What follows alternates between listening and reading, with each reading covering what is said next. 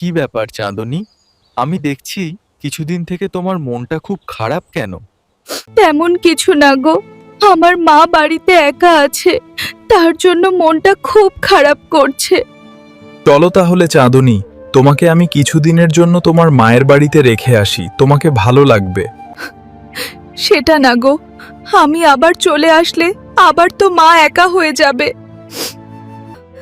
আমি বলছিলাম আমার মাকে যদি এখানে নিয়ে চলে আসি তো কেমন হবে? শোনো বোমা, এটা তোমার ভাড়ার বাড়ি না যে তোমার মাকে নিয়ে আসবে, এটা তোমার শ্বশুর বাড়ি। ফোন, তোমার মাকে যদি এখানে রাখো পাড়ার লোকে কি বলবে? এতই যদি তোমার মাকে তুমি ভালোবাসো, বিয়ে কেন করেছো? শোনো বৌমা, তোমার মা আমাদের বাড়িতে থাকতে পারবে না। ঠিক আছে, আমি তাহলে আমার মায়ের সঙ্গে থাকবো, আমি চলে গেলাম।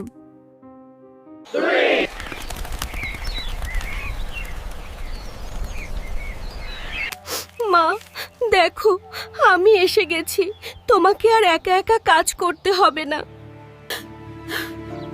মা, তুই একা আসলি যে, জামাই কই আবার হবে? আমাকে বাজারে ছেড়ে গেল, ও কিছুদিন পরে আমাকে আনতে আসবে। মা, আমি আর কোথাও যাব না, আমি তোমার সঙ্গে থাকবো। তুমি শ্বশুর বাড়িতে না গেলে জামাই তো রাগ করবে রে মা। মা, আজকে থেকে তোমার সঙ্গে বাজারে কাঁচা লঙ্কা সিঙ্গারা বিক্রি করব।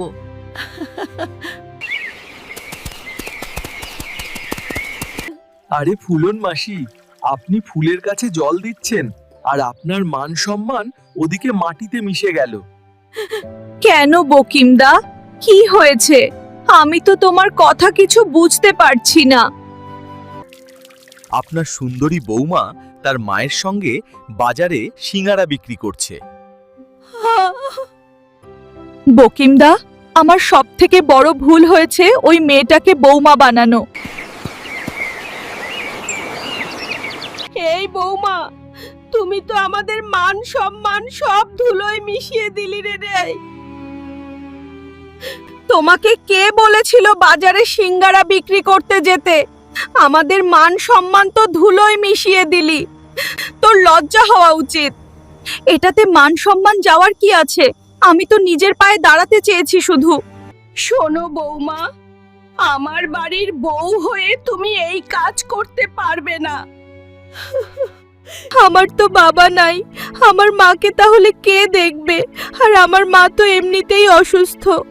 শোনো বৌমা, আমি অত কিছু জানি না, আমার বাড়িতে যেতে হলে এসব কাজ ছাড়তে হবে। ব্যাস, আমি গেলাম।